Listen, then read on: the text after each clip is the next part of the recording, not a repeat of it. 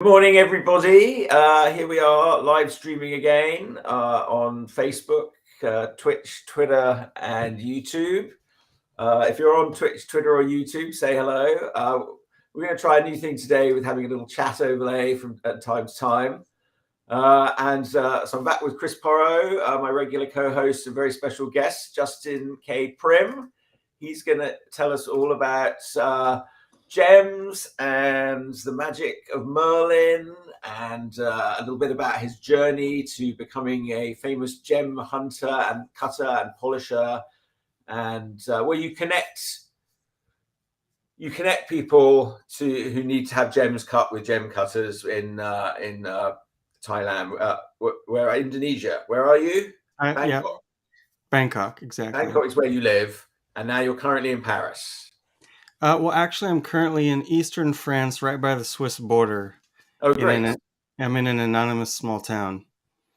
So, so welcome, Justin. And of course, we're all here to celebrate the Kickstarter, or promote the Kickstarter for Where's Itsy Bitsy Spider. This is my current project on Kickstarter now, a search and find book. We'll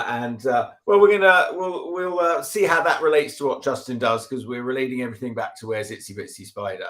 I'm curious to see how you do that. Here's our little musical video. I'm just going up this water spout, y'all. Y'all, hope it don't rain. The itsy bitsy spider climbed up the water spout. Down came the rain and washed the spider out. Out came the sun and dried up all the rain. So the itsy bitsy spider climbed up the spout again.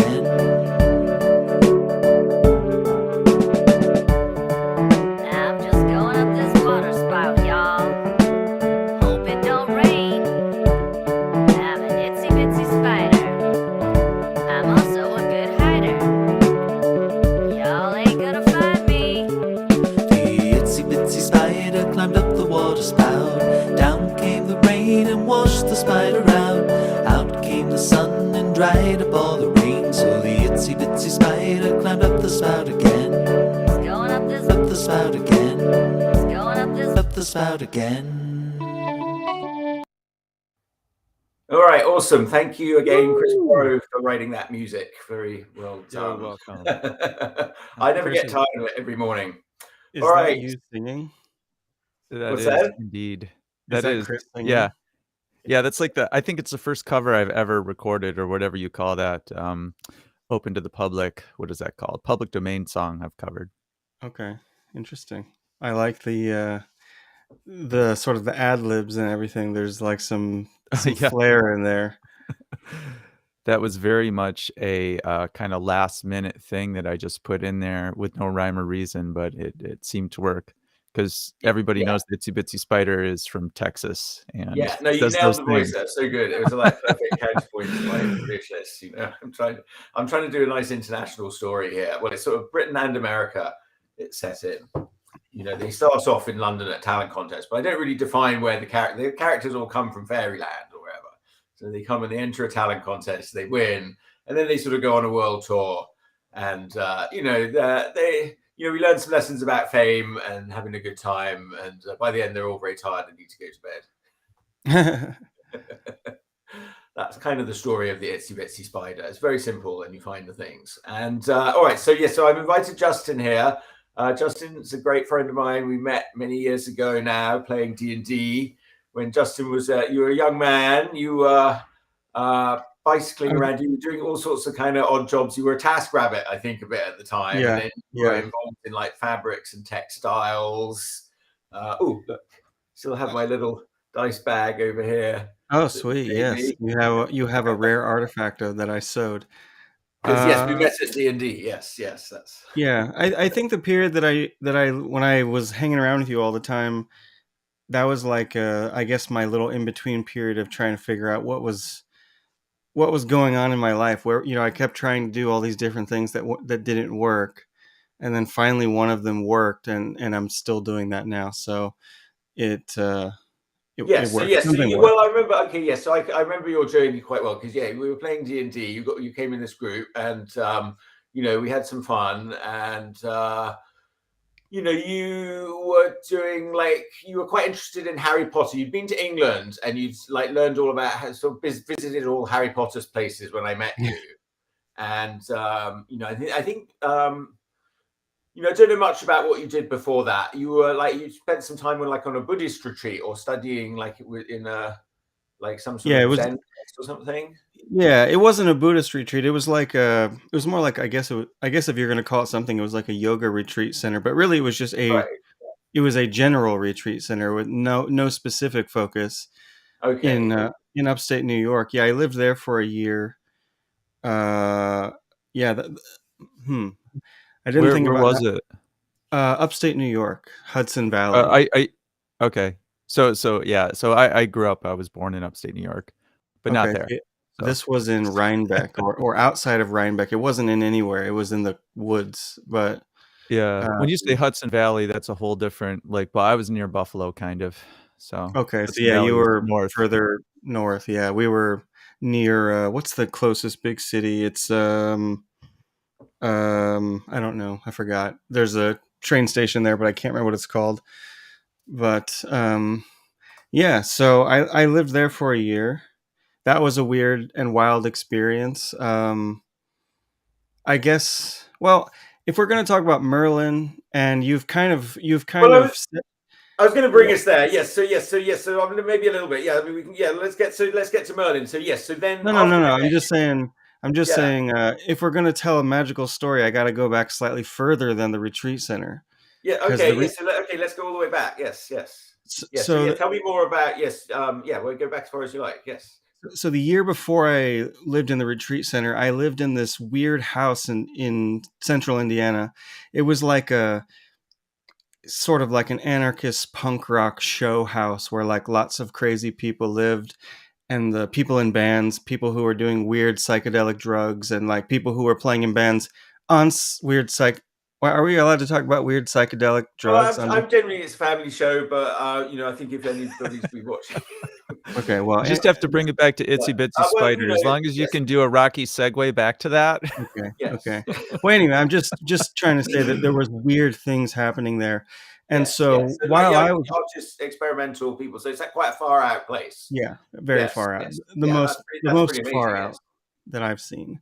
Yeah. But so I was living there and getting ready to go to Europe for the first time. So we were saving up money and playing music.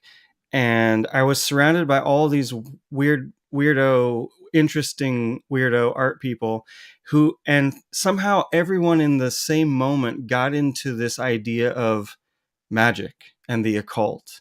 And so it started with this comic book. So I'm going to try and relate it back to the Itsy Bitsy Spider here. So it started with this comic book. Yeah. So my buddy he had this comic book and he started passing it around. Everybody in the community read it, maybe 15 people. We were just passing this comic book around, The Invisibles. I don't know if you guys have heard of it, but it's The Invisibles. Oh yeah, Where's Dale? He's I don't know, Dale. If you're around, we need your input on this. Yeah. Oh, was it Alan Moore? I'm looking at the chat. Alan Moore. It's Grant Morrison. Grant Morrison. Okay. Yes. All right. So it is related. So yes. So Judge Dredd in 2000 AD, which I loved all that growing up. Yes. Yeah. So that's a really kind of magical comic, and it's precisely the kind of people I was living with, weird musicians and artists and people who are dabbling in the occult and everything like that. So we would just I don't know. I can't say we. I wasn't involved in all the things that were going on in the house. I was just influenced by it. So when I finally left, I had this in my mind about there was this thing called magic, right? And people were experimenting with this, and I started reading about it and getting into it, and reading old books and new books and trying to figure out what it was all supposed to be about, which I'm still trying to figure that one out. But anyway, that's what led with no direct connection, that's what led into the retreat center. I found myself working at this retreat center the next spring, and at that point I was kind of deep into my study of what is the occult and why am I looking at this. I was attracted to it, and I was like, what is this all about, and how does this relate to my life, and what can I do, or what should I do? And so anyway, living at the retreat center, this is like a small village in the middle of the woods of upstate New York. So the village is the retreat center. So it's about 250 people that live there. And then we're the staff, right? So it's a business. It's a place where people come and do a week-long retreat or whatever. So we're the staff, and we get to do all these classes for free, these sort of behind-the-scenes classes for free. And then meanwhile, people like Deepak Chopra are coming and presenting to the people that are paying. So we don't get to go see that stuff. Only the people that pay get to come and do that. But we have our own other world of classes that the customer doesn't know about. So anyway, lots of yoga, lots of meditation, some shamanic stuff, psychic abilities, energy healing, anything related to some of it was totally silly and ridiculous, or at least that's my interpretation of it. Some of it really hit me like home, and I was like, wow, okay, this is real. Some of the stuff you're like, is this real? Is it, this lady's doing a psychic 101 class. You're like, is this real? But it's free, and she has no incentive to be doing that other than she feels that she's, helping, or she's teaching you something about yourself. So like Professor Trelawney, and you're like Harry Potter in Professor Trelawney's class. Exactly. And so I think at that point, I don't know if I had read Harry Potter when I lived there, but I definitely seen the movies. And so, people would say like, this is like the real life adult Hogwarts, like, oh, yeah, this is the real thing. And the cool thing was when I was there, so we're in the middle of the woods. And you're getting the big wizards. You're getting Deepak Chopra and people coming in. Yeah. Yes. But also like there's no cell phone reception there, and there's almost no internet. So you are completely in this bubble, isolated from the rest of the world. So, by the way, this was 2008. I had no idea that there was such thing as the 2008 housing crisis until like 2 years later, because I was in a bubble that year and had no idea what happened. I had no idea that there was a crisis or that people were stressed, because we were not stressed that year. We were in bliss, in the woods and stuff. Yeah, you were sort of in the good cult. You were in the good cult. They weren't fleecing you of all your cash. Right. Yeah. Away. Right. Yeah. We were doing yoga and eating vegetarian food and like, meditating, and then hiking through the woods. So that was our daily kind of thing. And we had to go to work and stuff. I worked in the dining hall, so I was like serving food. And that was like part of that was their idea of presenting like, this is karma yoga. Like, you're doing service work to help this institution stay alive. They'll do at the Scientologists or the Rajneeshis, but then they'll also like take your mortgage in your house and charge you $100,000 to go clear, Yeah. Well, later on, it turned out not right away. Yeah, not right away. That takes some time. Yeah, you have to be there for a while before they can get your keys and stuff. Yeah. No, but it is true. Like a couple years later, the New York State government came in and was like, you guys cannot run this place like this. You can't make people work for food and housing. Like, you must pay them. And so everyone there gets paid now, in addition to the classes and the food and the housing. But even with that, it was a pretty good deal. I thought it was, because we got so much benefit out of it. We were there for almost a year, and we were just going to classes like every single day. Like, imagine if you really could go to Hogwarts for a year as an adult. Yeah. And like, what would you learn in that year? And then go back into the city and be like, I'm changed, or at least I think that I know a little bit more about myself than I did before. I'm tougher. Yeah, well, so I met you. Yes, you nice. You were very confident. You were doing like, like TaskRabbit and stuff, and like later like bike messengering and all that, which is sort of a fairly tough job in San Francisco, up and down those hills, and like this thing and the other thing, and then you sort of started getting really into Merlin. Yeah. And well, no, actually, I started getting back into Merlin because I took a break for a while. Yes, I knew it was sort of more of a long-term thing that you like Merlin, and Merlin's obviously a sort of character in Harry Potter as well. They sort of talk about Merlin, and you read on Merlin, and so then you organised a trip you did a Kickstarter. Yeah. Was it or Indiegogo? I can't remember which it was. And to raise funds for a trip, and you went on a sort of Merlin research trip to ancient Britain. Exactly. So it was like I remember following you on that trip, or following your adventures, and it was very entertaining. Yes. Yeah. No, it was great. It was like that was like a pilgrimage disguised as a research trip. Like I was like, I'm going to write a book, but in order to write that book, I'm going to have to go to all these locations in England and basically sleep there and meditate there. So the roots of the whole Merlin trip definitely went back to that retreat center. A lot of the stuff that I was doing on the trip, I learned about in the retreat center, the meditation and some of the energy work that I was doing and some of the community that I was connecting with out there. And so, yeah, I spent like 5 months, I think. And I was thinking I'm going to walk the entire trip. I started in Oxford, and then I was like, I'm going to walk to Wales. I'm going to do a loop around Wales, and then I'm going to basically go to Scotland and walk. But after like 2 days, I realized that it was ridiculous. Like I walked out of Oxford and I got to like the what is it called? The chalk man. You know what I'm talking about? Oh yes, the rude man of CERN. Yes. I know someone who looks quite so that's like that must be like, I don't know, 30 miles west of Oxford, because I got there in like 2 days. And then I got there and I was like, wow, this is really, really slow. This is going to take forever. Like, like the roads there that I was going on were not like meant for walking. They weren't hiking paths. You're just walking on the side of the car road. And I was like, wow, I'm going to spend so much more time walking on the car road than I am at these sacred sites that I'm trying to visit. Forget that. So then I just changed the whole idea and I was like, I'm going to hitchhike the whole way. Yeah. Was it that one? No. Sorry. It wasn't that one. It's the white horse. It's the white horse. Oh yeah. The White Horse of Uffington is the other one. Yeah. So okay. All right. Well, I just stopped that reading child friend. Okay. Well, no, that's good though. Cause you had a, wait, where's that one? Kind of sounds like, this kind of reminds me of the Appalachian Trail without all the scenic parts and shorter.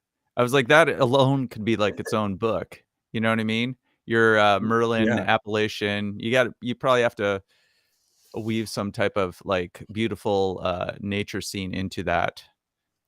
Well, no, that's pretty much what I did. Like I took pictures all along the way and I kept a journal the whole time. So the book is basically like partially my journal of walking and visiting all these places mixed with a bunch of weird stuff that happened and also retelling the story of Merlin through these sites. Because all the sites that I went to were like part of the story, right? Like something happened at each one that's in these old Merlin legends. And so let me ask an ignorant question here. Is Merlin a semi is that a completely fictitious character, or is there some historical evidence for this that this character existed, or I don't know? It's a good question. It's debated. But I would say from my research, I think that there is a historical Merlin. There's possibly two different people that are being referenced when people talk about Merlin, but probably any cultural thing that you can think of that what Merlin looks like or whatever has nothing to do with it. Like there's a bunch of Welsh poems from like the, if I can remember this correctly, maybe from the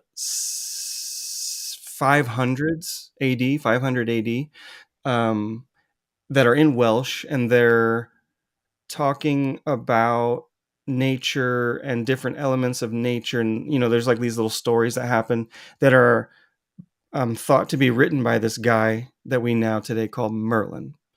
So there is some historical basis. There's a bunch of other stories that have been passed down from the Welsh, the Welsh sort of tales and the English tales, British tales.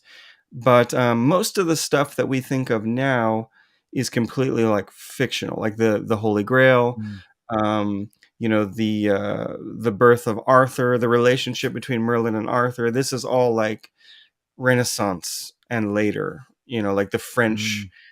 A lot of people got really inspired by the stories because even like in the 1200s, the stories were still getting kind of rewritten in their first kind of compilation, right? Like Geoffrey of Monmouth, he's the guy that took the stories from Welsh and kind of rewrote them in Latin and started to kind of create a narrative that didn't exist, right? There's a bunch of random stories written from the perspective of this wild man of the woods, Merlin or Merlin, and then Geoffrey of Monmouth rewrites them as a cohesive story, and it becomes like a bestseller in the 1200s. Like there's so many copies of this book from the 1200s that it's I'm just putting it's out some quite pictures easy of to find Monmouth them. here.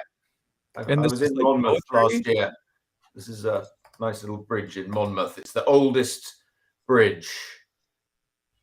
Like walk across like a bridge with buildings on it or whatever in Britain.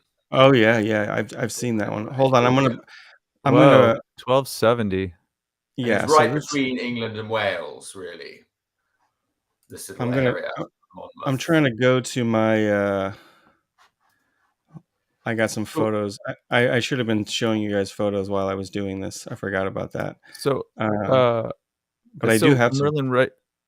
Merlin writes, or well, Merlin doesn't write this book. So this, you said around, what'd you say the timeline 1200. was?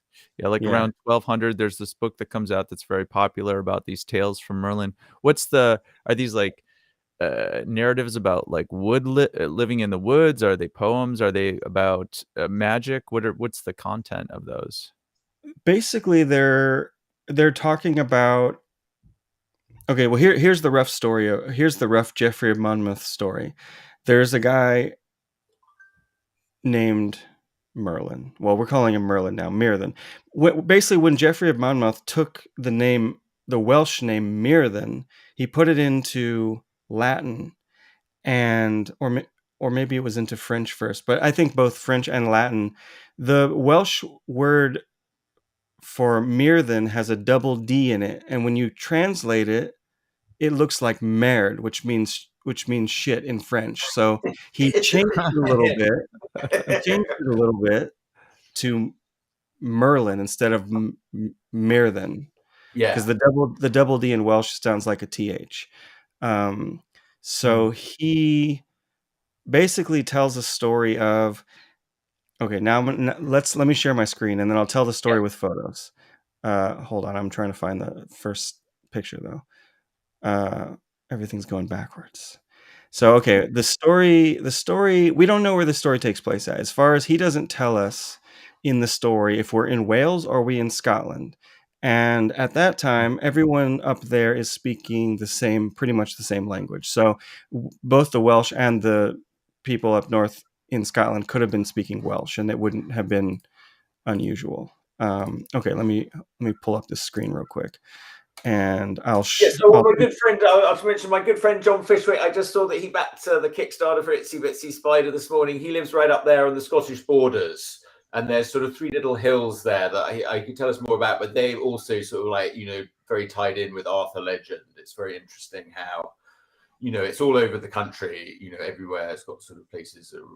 Oh yeah, and that was kind of one of the coolest things. Like as I kept going around, I kept running into people that knew their own version of the local legend, and I would learn more. So that was kind of fun. Okay, so let me see. Whoops. Okay, no, that's right. Okay, so let me just jump to this one. Okay, so back to the story. There's a battle in 573 AD. So this is the original Welsh poems are written from the point of view of a battle survivor who's now living in the woods. So this is the context of the original Merlin legend, and then the Geoffrey of Monmouth. So there's this guy Merlin, or there's a guy, whatever his name is, and he's in a battle that's right on the border of modern day England and Scotland. And so the battle site still exists, and that's what I'm showing here. There's a Motte and Bailey structure, and this is where they think the battle happens. So they're up in here defending, and there are other tribal warriors, from neighboring tribes basically, who are coming in and trying to take them out, and then they lose the battle. So his chief is killed, his sister's kids are killed, who are warriors in the battle, and so this is looking down from the top of the Motte and Bailey structure, looking down into the battlefield. So this right here is the battlefield, and they said that like hundreds and hundreds of people were just dead on the field, you know. And so he basically has like what we would call today like a panic attack, and he runs away into the woods, and he lives there for years and years and years, and he's basically having PTSD. He doesn't want to speak. He's living like a wild animal, and because he's having this mental breakdown and he lives in the woods for an extended period of time, he kind of becomes like an animal. He gets this sort of intuition of an animal, but he can't like communicate with humans anymore. So people keep coming to try and find him and bring him back into the city or wherever, you know, the place where his family lives. And every time that they do, he will run away, or they'll basically bring him back in chains. So this is up in the what used to be the Caledonian Forest, this video. So we're looking down on basically all of what was Caledonia back then. And so it's said that he was living in the Caledonian Forest. So yes, this little forest, which was sort of later destroyed by sheep, really, the sheep grazing. Yeah, and sheep farmers, yeah. Yes. So, but it's a really, really beautiful area. And I spent a few days up on this hill, just like drinking apple juice. And there's a spring down here. And I think, a spring. So in the story, okay, so they take Merlin back to what is basically an area near Glasgow today. It was called Dumbarton, right? That's where his sister lived with her husband, who was the king of Dumbarton, so a neighboring tribe. He's the higher up dude. So Merlin is actually kind of in a royal family. He's a brother of a sister who's married to a king. So his sister's really worried about him. They keep trying to bring him back, and he escapes, or he does something mischievous, because he has this sort of this deeper understanding of nature, but he also seems to be able to like not see the future, but see the truth about things. So there's one story where basically his sister comes back and she's got this leaf in her hair, and as soon as he sees the leaf, he understands that she's been committing adultery, and he laughs. And but he won't tell anyone, you know. He's very mischievous. And so he enrages his sister by knowing the story about her. So she basically kicks him out, and he's back in the woods again, which is where he wanted to be. But eventually, they're related to the Oscars story there a little bit. Didn't like. Oh yeah, didn't make it a joke that they didn't like. Yeah, okay. yeah, they didn't like it. So anyway, eventually he makes a friend of another sort of bard type guy, Taliesin. So Taliesin and him are talking, and I guess occasionally he can have normal discourse. And so he's talking. So because he has this understanding, well, anyway, they have all this discourse about the fundamental nature of things and how does nature work. And eventually, what I'm trying to get to is this spring pops up, right? Like this spring that comes out of the ground. It's a healing spring. And even today, this area where the spring is known to have healing waters. It was a Victorian, what do you call it? Like a place where Victorians went to drink the water, to take in the waters, you know, like a healing. I don't. Yes. There's a name for this. Like we have many around here, like Stuart Hot Springs. Yeah. So if you were a Victorian with an ailment, you would go and you would take in the waters, and you would, you know, bathe there and maybe drink it, and, you know, you'd stay in like a nice sanctuary, like a spa kind of thing. There's a spa town. That's what it's called, a spa town. Spa town. Yes. So anyway, but back in 573 or whatever, Merlin's been living in the woods. He's a wild, crazy guy. He hears of this healing spring, and so they go and he drinks from the spring. And I think I've got a video. Nope. I do have a video of what it looks like inside, but not on here. But anyway, inside of this little cave, it's all muddy, but there's this one part where there's like a pool of water, and you can do this today. You can dip a cup in the water, and it looks kind of murky, but you can drink it. It's clean, actually. No, it's not murky. It's not murky. There's a clean part where when you pull the water out, it's totally clean. but it's chalybeate. So that means it's iron rich. It tastes really irony, like, blood, and it makes the rocks turn red. So anyway, he drinks this healing water and instantly his sanity comes back to him. He's back to normal. He's a normal human again, Because drinking except water laced with heavy metals will help your mental condition. So, but since he's been, living for up to like maybe 20 years in the woods, so this has been going on for a long time, he's sane again. He can communicate, but he remembers everything that he knew as this sort of wild man animal guy. So then he understands the sort of underlying forces behind how the universe works. Why do birds migrate? Why do the seasons happen? Why does the sun go around? He like has all the answers to all these medieval questions that nobody knew, and he was a prophet, so he could foretell the future, or sometimes he could see things that were happening far away. And so he starts like this. Okay, so I missed part of this. So this is where he was imprisoned. I missed this part. So this is Dumbarton Rock. And so his uncle or his sister's husband lived up here, and he was imprisoned up here. And some of it still exists. You've got these old looking stairs going up and everything like that. Yeah. And of course we have Dumbarton Bridge in the Bay Area. Oh, really? I didn't know about that. Yes, the Dumbarton Where's Bridge. that? It's like the furthest one down the bay, isn't it? The Dumbarton South Bridge. by San Jose or something? It's one I've never crossed, probably. Yeah. And I don't move much. I never knew about that. But I know that there around Chuck's neighborhood there's a bunch of Arthurian streets. There's an Avalon Street, there's somewhere in San Francisco there's a Merlin Street. There is there's a few others I can't remember what they are, but I remember when I lived in San Francisco I had just come back from this trip and I was like, oh my god, there's Merlin stuff everywhere here. I don't know why someone likes the Arthurian legends. Well, I mean, San Francisco, it's a magical place, like the seekers and the people who are looking for different things. Yeah, the Dumbarton Bridge is the one all the way down, between Fremont and Palo Alto. I probably have crossed that. Yeah. Huh. Yeah, more often from here you go across the,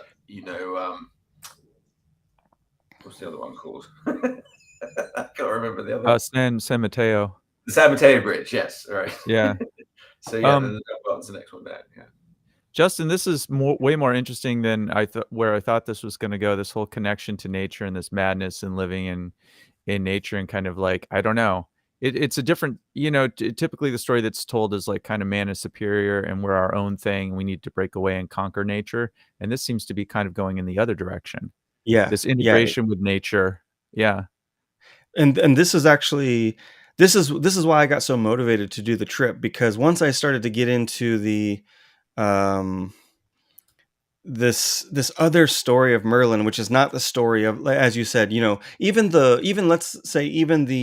Disney cartoon Merlin, it's all about like having control over nature so that you can basically exert your will over nature, even or over other people, which is like the entire premise, I guess, of like the Western magical idea. It's like a lot of people see it as learning some arcane wisdom so that you can get power either over nature or over other people, or sometimes it's over yourself, like your own destiny or whatever. But yeah, this is sort of Aleister Crowley magic, that sort of practical magic, or whatever is about that. Yes. Yeah. But so like the Merlin story, the thing that I really got out of it, and the reason why I thought it would be relevant to today's world was, especially coming from someplace like San Francisco or London, or, we were just in Paris, like these really crazy, hyper dense cities, like everybody kind of intuitively knows that if you go into nature, you can de-stress, like people go camping, people go hiking, people go even sometimes just to see the sunset, in the beach in San Francisco. Yeah, and nature walks, they'll recommend it, like self-hypnosis. And even like in Kaiser or whatever, San Francisco here, we're pretty progressive, they'll be telling you, nature walks, yes. And parks. Why are cities filled with parks? Yeah. Of course, people want to connect to the green space, and for the people that are going a little bit further than that, people that are feeling like they're having some kind of spiritual calling, a lot of times it's, it's about getting back into the primal ways of life. There's so many people that are like obsessed with, recreating the past, whether it's like doing a trip like this or being like a medieval reenactor, like at the Renaissance Fair or something like that, just anything to connect you with a time when we were more closely connected with the ground and the earth. And so I went into this trip with that story in my mind.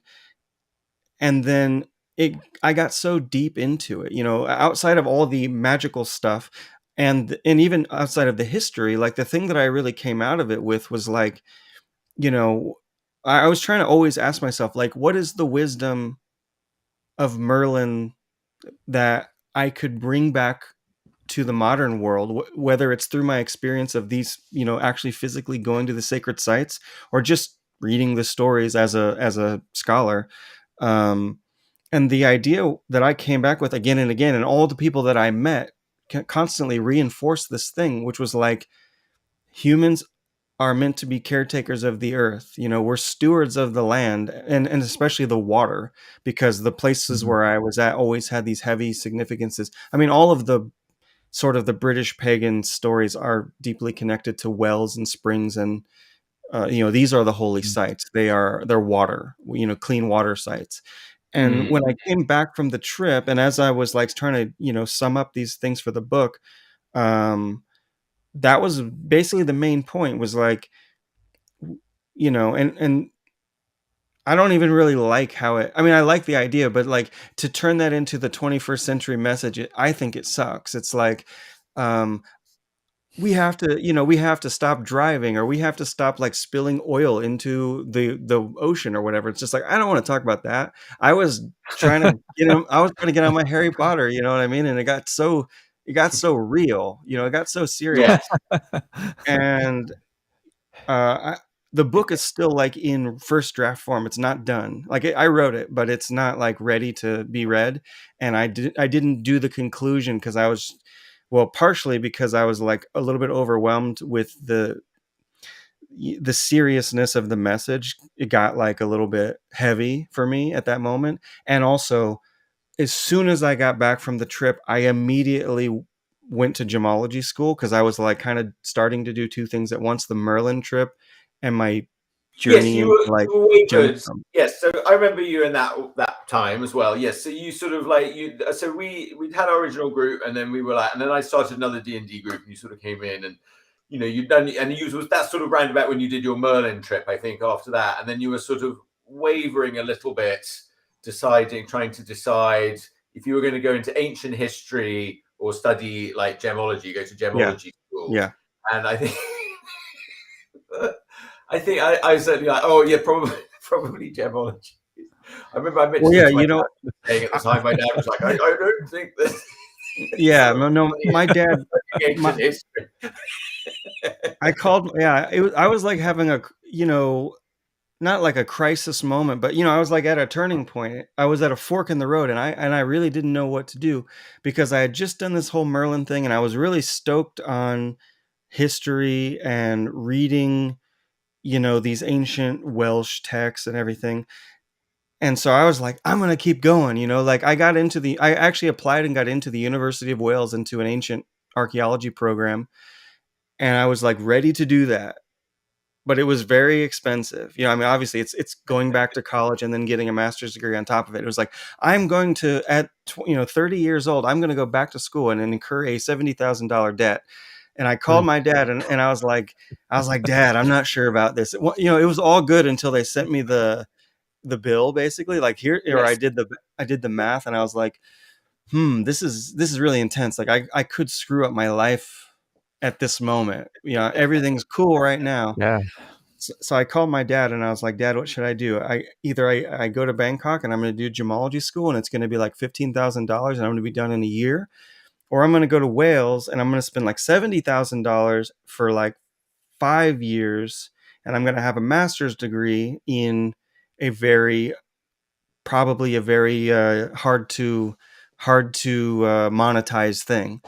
And he was like, okay, well, if you're going to go back to school and do that program, your job options are basically going to be, you're going to be a university professor, or you're going to be an archaeologist, or you're going to be a writer.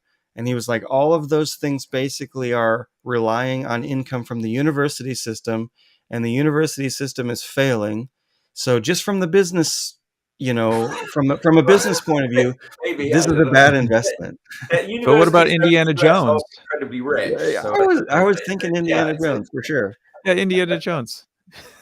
I wanted to be Indiana Jones, like that teacher, that archaeology teacher who then in the off time goes and does crazy things. Yeah. And his so students are throwing themselves at him, and then with the it's a good gig. So he talked me out of it, and every time I see him now, I'm like, Dad, thank you. You gave me the right, because everything that happened after that, like as I was saying a little bit to Chuck, like my whole 20s, into my early 30s, I was like experimenting with all kinds of stuff, with different ways of life, different kinds of jobs. I really didn't want to get a job, like a career job. I really didn't want to grow up. And I was doing anything I could to avoid it, playing music, traveling, doing crazy Merlin pilgrimages, living at retreat centers. And then finally, I just decided, like, I must do something. I cannot be a bike messenger still when I'm 40. This is now 8 years ago. And I was looking ahead till now, like, am I still going to be able to be a bike messenger when I'm 40? Because I know 40-year-old bike messengers, and it's not that cool. No disrespect to them, but I was like, is Indiana it a hard cooler. Yeah, is it like a hard life, like a really? I imagine it's stressful, and then there's cars and stuff. No, it's even now I can't stop missing it. Like, that was the best job I ever had, for sure. But the problem is, like, it's very physically demanding, especially in San Francisco. But it's like, it's a job that keeps you in amazing shape. Like, I was biking 8 to 12 hours every day for, the entire time I lived in San Francisco, but the last 2 years really heavily, because I was preparing for this Merlin trip, and then I was preparing for saving up for gemology school. I was working like 3 jobs, and just like, I was biking like 12 solid hours every day up and down hills. So at some point your knees, I think, just won't work anymore, or something like that, like you're not to overdo it. Yes. Yeah, yes. You're keeping yourself really healthy, and you're getting lots of fresh air and everything. But that's just not a viable long-term job. Like, it pays decently. I was able to do all these cool things with the money that I got from that, and some of the jobs I got perks like free food or free flowers or whatever. Whatever I was delivering, I could get for free or for cheap. But and also, it wasn't even just about that. There was something inside of me, like, I needed to do something bigger. I wanted to do something bigger than just be a random bike messenger dude. And so I had tried all these different things, including being a professional sewer, like sewing backpacks and stuff. After I left the retreat center, I tried to be a professional therapist, like a how would you even call it? Like, not a psych, or like a life coach, but like with an esoteric side to it. There was an energy healing / psychic intuitive thing that I had learned in the retreat center, and I have a bunch of mentors who are very successful in London doing this kind of thing, are very successful in New York, making money, having a nice lifestyle, helping people get over their personal problems using these sort of intuitive psychic techniques. And I really tried to do that for like a year. Like, all these things that I tried, they just didn't work. Like, the sewing job was cool, except for it paid terribly. And the counseling thing didn't work. I don't know why. I think I was just not destined to do that. Was that like hard on? Because I can imagine listening to people's problems all day is kind of a drain. I mean, that's me personally. I'd be like, whoa, this is kind of draining, man. I don't know how many years I can do this for. Yeah. Well, any kind of healing work, they'll tell you it's quite draining. You're sort of giving your energy, to the patient, if you're doing it properly, it is draining. Yeah. Well, and we learn techniques to zero sum. Yeah. Well, we try to not have it be draining. Like, if you're doing it correctly, or if you're doing what I learned correctly, you're not supposed to be drained, and you're also not supposed to be listening to people's bad stories. You're supposed to just tell them the answer before they tell you the story. That's the Wait a second. If I don't get to complain, I'm not sure I'm willing to pay. I basically Like, I get to It's not a bartender role? yeah, I don't know. Okay, what's this question at the Yeah, so bottom? this is a good question from Thierry Fontich. Thank you. I'm not sorry if I'm not pronouncing your name right. I know What's the Terry. place of Hi, magic Terry. in your job of gem cutter today? So yes, I was about to sort of ask that question myself. Yes, so I suppose probably you encountered sort of crystals and magical healing properties of gems, back there on the retreat.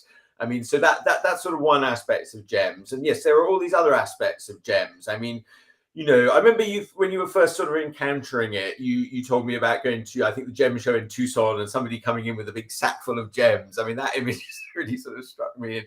And, coming from D&D where we have dwarves with their gems actually, and things like that.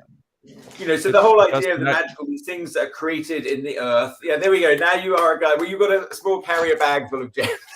Somebody came in yesterday with this big bag of gems. If I can show look at them. There they are. All right.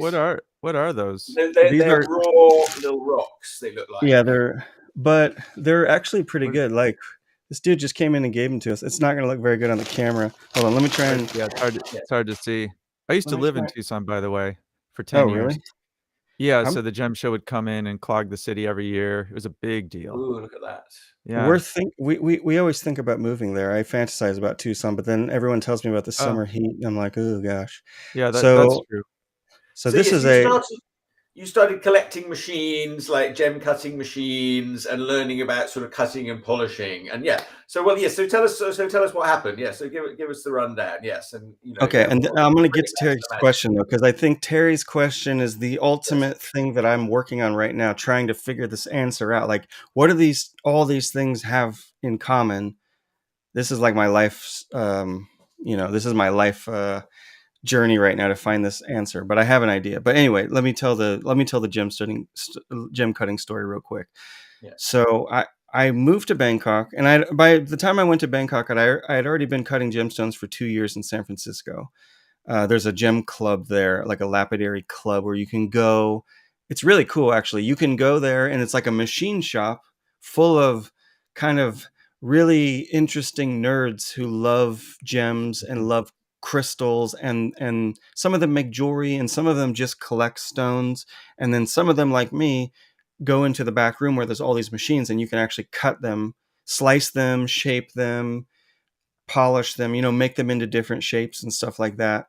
And so I learned how to cut stones for 2 years there while I was researching for the Merlin trip. So these are happening simultaneously. So I'm learning about gems, and I have this idea of magic in my mind, but as Chuck was saying, I was seeing different aspects of it. Like some people really believe in the magical powers of gems, and I looked into that, but I couldn't ever really buy it, and I could definitely never sell it. You know what I mean? Like, you can't really sell something you don't really believe in. Yeah. And that was the problem I also had, I think, with the intuitive healing thing. I felt uncomfortable selling the service. Like, I couldn't present it in a way that I didn't feel goofy about. I believed in it, the technique that I did and what I could do. I believed in it, and it's real, but it just sounds so goofy in the modern, you're in San Francisco and everyone's talking about apps, and you're trying to talk about meditation or whatever. And I mean, you can talk about meditation, but talking about, intuitive healing or psychic mediumship, I could never get into a place where I was like, I can own this profession, and I couldn't. And I think that's why it didn't work for me. But I think it wasn't meant to work for me, because when I started doing gemstones, everything just started to pop, and I was like, wow, okay, I think I found my thing. I went to gemology school, took my machine with me. I did very well. I mean, it's a quick thing. And then I immediately got a mentor in Bangkok who helped me get a job and let me stay at his house. And then because of the job, I became a teacher. And then because of that, some other people contacted me to open a gem cutting school, which is what I wanted to do at that time. And so we opened a gem cutting school, and we ran it for like 4 years. And I was a gem cutting teacher aside from being a gem cutter professionally. and I started a business and started working with gem cutting factories, and all of that was happening very well. And I was starting to get well known, and also my love of history kicked in, and I started to like basically write the story of how gem cutting developed. And so I've written a bunch of articles that have been published, and I'm working on a book that's like kind of all the European history for like 500 years. So all of that energy from the Merlin history thing went into the gemstones research. And then all of my creative energy that I had previously been channeling into music and then later into sewing and then some other random stuff all is now being focused into gem cutting. So like all of these disparate aspects of my life that I've been into, they all are now coming together in the gemstones. But the coolest thing about that is it's working. Like I'm being recognized for the work that I'm doing, which was never happening before. My articles are getting published. I sold out 1,000 copies of a book that I wrote last year, which was awesome. That was like a personal achievement checked off my list, The secret and what was it? The Secret Teachings of Gemcutting? Yeah. Yes. So yeah, we have to do another run because they're all out. So Hey, Justin, can I ask you a question? This is kind of a technical question about like gem cutting. Like when I first heard about the idea of cutting a gem, I always thought it was kind of like what you see in the movies with people like scoring glass and then snapping it. But I don't think that's true at all, is it? No. I mean, when you say gem cutting, there's no like scoring and tapping and this. No, I would say the closest comparison you could make to it would be like woodworking, right? Like you have to go through a bunch of different grits of woodworking let's say you're going to refinish a table or something, right? You got to sand it with the rough one, and then you got to sand it with the fine one. Then you got to wet dry sand it with the really fine one, and then you can like put a lacquer on top. Except for we don't have a lacquer. There's no lacquer. You just keep going finer, finer, finer until it starts to be really shiny. But yeah, there's tools to do it. It's not like woodworking in that way because we have a machine, a very simple machine that the gemstone attaches to. Actually, I've got the machine. Actually, the machine's right there. That's the machine. But he doesn't collect machines. He has a whole museum of them now. Yeah. So let's say this isn't the right. This isn't the. Yeah, I do. But this isn't the right handpiece for that machine. But I can demonstrate how it works with this. So this is my wife's handpiece. Her machine's a bit different than mine. But basically, the gemstone goes on here. So that's the holder for it. And then once it's on there, this thing can spin around. So you can rotate the stone. And you can imagine that there's like a grinding wheel over here. So you can push this. You can push this into the grinding wheel. And then it turns as well. So you can go from 0 to 90 degrees. And whatever angle you put it on, there's a wheel. So this thing goes up against a spinning wheel like this. On my machine back here, it's the other way around. The wheel's here and the thing comes down like this, but it's the same idea. The stone can rotate this way, or the stone can rotate this way. And then that setting that you have, when you push it down against the wheel, it will create a flat spot. And so you can creatively go around and make flat spots all over the stone until it becomes like a really beautiful geometric pattern. So that's the basics. But then you have to do it over and over again at different grits. So you can get it from the rough to the cut to the polish. So you have to do it like 2 or 3 times at least. So it's a very patient, careful process. Yeah. And like crazy precision, I imagine, to make something symmetrical. Yeah. So like, I think all that meditation that I was doing for all those years, that's gem cutting for me now. I don't do any I have no meditation practice anymore. But if I don't cut gems on a regular basis, I'm grumpy, so I kind of have realized now this is my stress relieving activity. If I don't do it, I'm not happy with the way my life is going on a moment to moment basis. I'm addicted to it now, so I have to do it. But the cool thing is, unlike normal meditation where you just sit there and whatever happens, at the end of my meditation, I have a gemstone and I can put it on Instagram and sell it.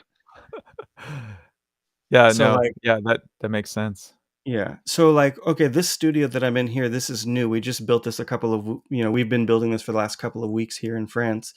And I cut a couple of stones just to, this is a new machine, by the way. I just bought this for this studio. So I bought this used from somebody in Spain. He shipped it here. I set all this up and I cut a couple of stones just to test the machine.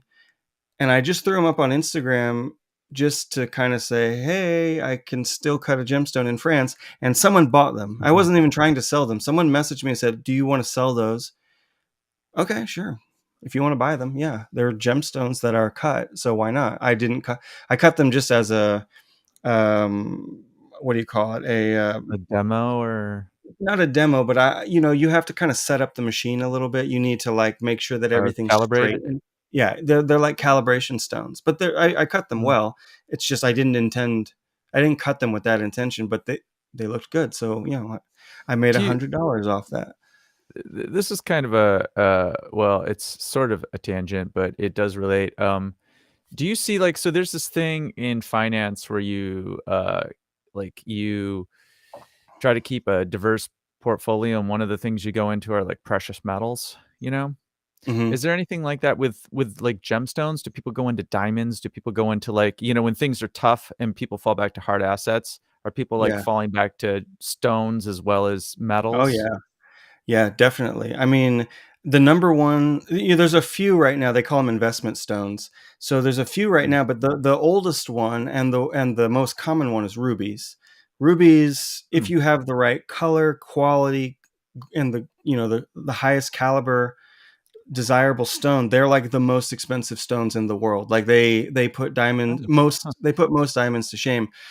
huh. The most expensive colored stone, non-diamond stone that's ever been sold is a ruby, and it's like millions of dollars for one stone. So yeah, if people want to invest, they can this is not my area of expertise. I don't do investment stones, but I have friends that do, so I know kind of the idea. There's a certain quality of stone that you can get that will pretty much never lose its value. Like some of them are so rare that you can just get it, and we're talking millions of dollars here, right? Like serious investments. You can get it and then you can hold it, you can sell it, you can pass it to your kids or whatever. This is a real thing, and investment, um what advisors or whatever, financial advisors, or there'll be like maybe a special gemstone version of a financial advisor will guide people into that, because you're in the world of fine auctions, right? Like you It's can't the just most buy the you Like can't Christie's and stuff like that? Like that type of thing, like art exactly. auctions? Yeah, like Mhm. you're Yeah, not I gonna mean, just it go. goes to art. It's the most basic form of wealth, really. It's Yeah, literally, a rock from the ground that, you've done a little cleaning up, polishing to it. You've applied your art to it yeah, but it's a very simple thing. You're just cutting it and polishing it, and now there it is, and it's a sort of physical object. And yeah, it's sort of that it's sort of like the definition of wealth, like as is gold in a way, yeah, but even more yeah. so because More there's so nothing because applied to the rock, and it's a very specific. This is a one specific unit. It's a yeah, non-fungible asset. Yeah, yeah, there you go. That's what I was yeah. gonna say, non-fungible. They're all So yeah, unique. I think in the world in the era of NFTs, gemstones is like the original. It's like there's only one of each one of these things. I mean, you can have a lot that look the same, but each one technically is unique, and especially when they're coming through our hands, because we're not just cutting them as if we were a factory. Like we are artists, so we're putting our own unique, like the gemstones that I cut hopefully should be identifiable, that they are mine. Like I am developing my own style of cutting. Not all of them are like that. Sometimes I just do a classic cut, and the book that I just wrote is just classic cuts. But Yes, it's like, classic cuts. The history, secret teachings of gem cutting. Yes, but you had yeah, researched. You went around the world really, and went to lots of yeah, different places, and really like looked at old paintings and did an incredible amount of research to yeah, bring these designs to the fore, which, like, I guess they weren't. I mean, I don't know, like, you call it secret, like, how secret were they? Well, just to give an example, even now, some of those designs are very, I wouldn't say they're super secret. Like, I mean, like, if you go around the world, they're not secret at all. But No. if you're like only in America, Yeah. which is who was the audience for that book, I had an idea because people kept asking me, do you have this design? Do you have this design? Because they saw me cutting them, and I did have that design, but I was like, I'm not just gonna freely share this one because I know that this one it's special. Like, I learned this from my mentor, who learned it from his mentor. Like, they're traditional, and so that makes them sort of secret. Yes. But Yes. but even now, I went to Paris and I met with a cutter there who's in the highest, my highest regard. Right, he's like probably, I think, one of the best gem cutters in the world. And he looked at some of the designs in my book and he was like, this one's not good enough. Like, he was like, this is how we do this. And he showed me his variation of what I put in the book. And he was like, I don't want you to tell anyone that I'm telling you this, but I'm telling you that there is a better cut, a better version of this cut that will make it more sparkly and have a better color. And there's things that gem cutters are trying to do, like get good color, get good sparkle, keep weight. And he was like, I know where you got this cut. Like, I know who does these cuts. And he was exactly right. He named it. And I was like, oh, okay. You know. And then he was like, this is how we do it. And it's better. I mean, he's French, so he said it's better, but actually I do believe him. Okay. There's a couple questions that came up, and they're all, go ahead. Yes. They're all relating to the same thing that I'm getting to. So the last one, earth, air, fire, and water. I'm going to come back to this in a second. The one before that was asking about, do people, some stones are treated with chemicals or heat to change the colors. That's true. Yes, some stones can be heated to change the color. Chemicals, let me think about that. That's a different thing. That's not that common. Let me think about that. Chemicals. Yeah, there's some things that people do, but mostly heat is the thing that changes the color. Do they cut differently? Some people say yes. Some of the master cutters that I've met in like London and Paris say that they can tell. There's a granular difference, or there's a textural difference on the lap when they're, the grinding disc. They can feel that it's not as smooth or whatever when they've been heated. They're more brittle, and they can feel that. I don't know if I'm at that level of mastery yet. I've never noticed that, but I maybe have not cut enough heated versus unheated stones to be able to tell. But okay. Let's go back to particular kinds of stones. You want to know if you cut opals, sapphires, rubies. Yeah. Most of us, we cut all kinds of things, but not diamonds. Opals we have done, but we don't do them too often, mostly just because, so everything I've been describing is like the faceted stone, right? The ones that have the flat faces that sparkle like how a diamond would be. But there's another type of cutting that's a cabochon. It's like it's a dome, right? And we don't really do those kind. And opals are the one, opals are one of the main ones where like you want the cabochon dome, because the sparkly color in opal, it sort of needs, or it's enhanced by that curving shape. We don't use the same tools to make those ones. We can make them, but it's just you don't make as much money for doing those kinds of work, and we don't really get people asking us to do them. So, but otherwise, we're cutting. We don't cut that many rubies because we don't get our hands on them. But sapphires, yes, a lot. Tourmalines, garnets, all the stones that anyone would ever have for jewelry. We have them. We cut them. These garnets. I got this giant bag of garnets right here that we're going to play with. I cut one of those yesterday. You can see it on Instagram. But so, okay, going back to Terry's question from a while ago, which was, what's the connection between the what's the magical part of the gem cutting job today? Yes. So I've been thinking a lot about this.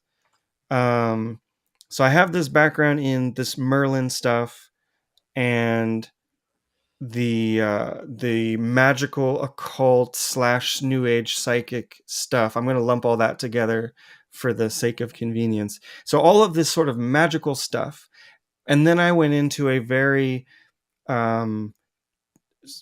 skilled trade that is not esoteric necessarily and is not anything like, trying to do therapy for people. It is a very practical thing where you cut something and then you have an object and then you can sell it.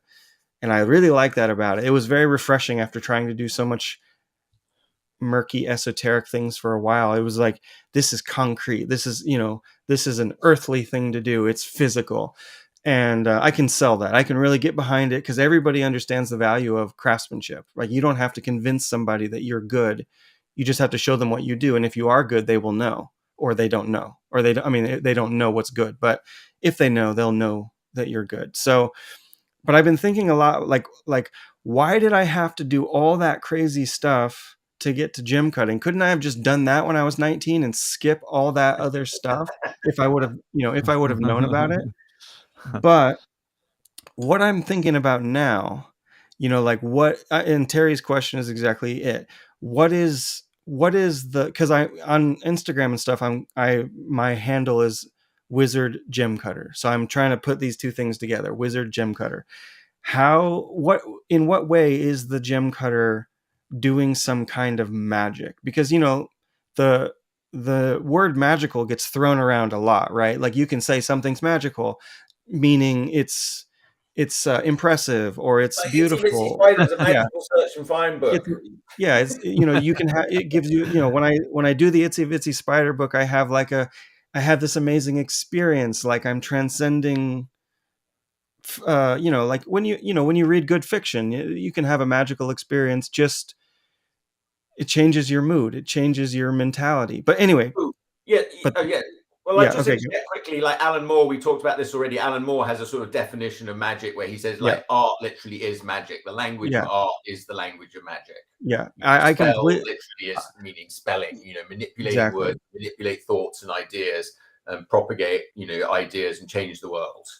Yeah, I am completely in that school of thought. I am eagerly awaiting Alan Moore's upcoming bumper book of magic when it will eventually come. Yeah, that's been taking a long time, but it's going to be good.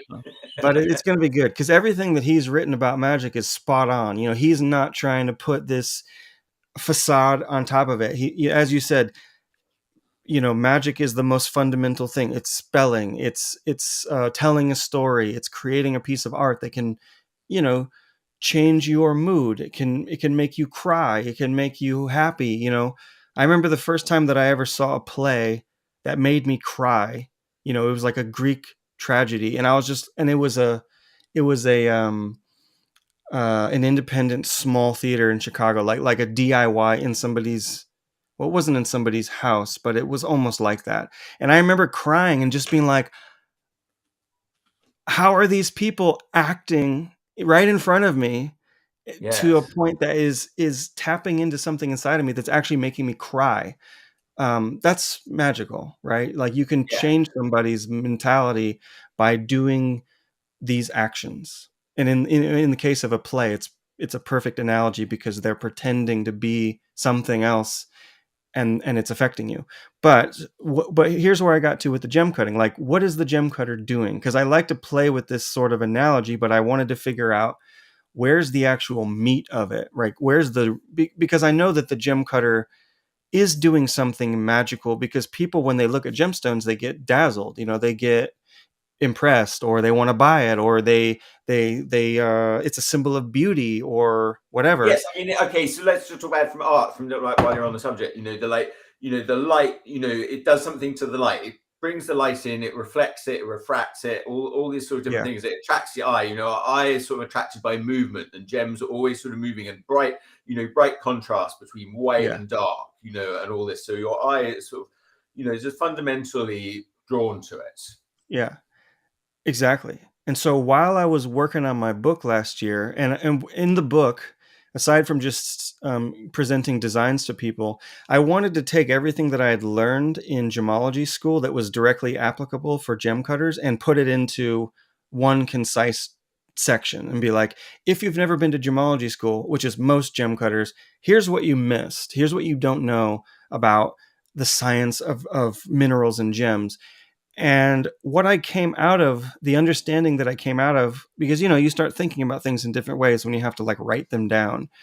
And I realized that the thing that the gem cutter does that is most impressive and is definitely most magical, we are literally harnessing and directing light, right?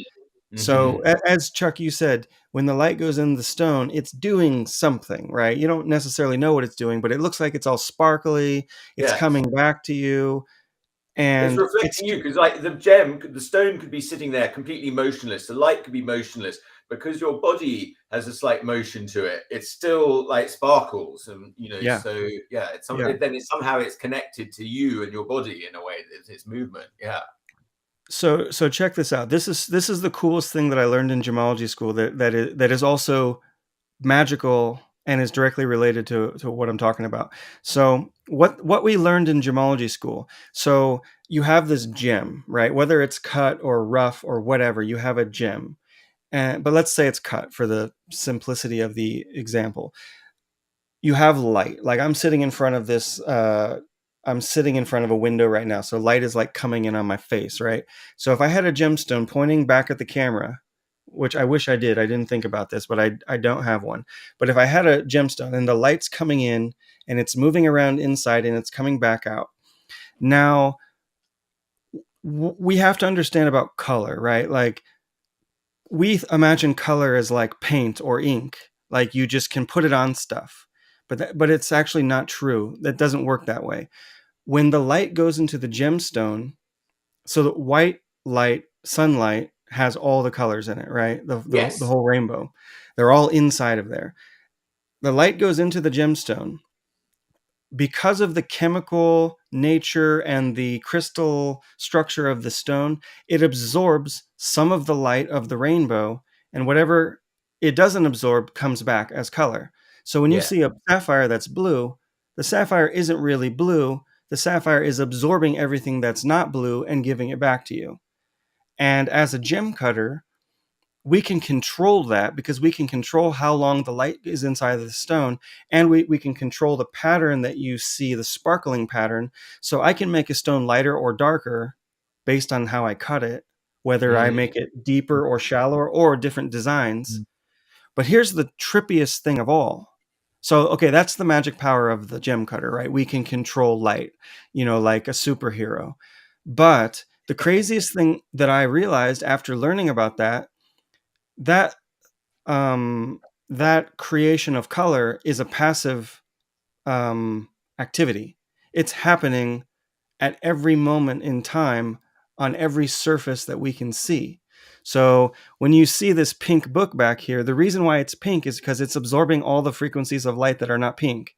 The wall is absorbing not many, it's coming back as white, and that giraffe is absorbing everything that's not orange and yellow. It's happening everywhere, at every moment, all the time. And then, of course, if you change the color of your light, like sunlight's all the colors, but like fluorescent light's not all the colors. It's missing some. It's more blue.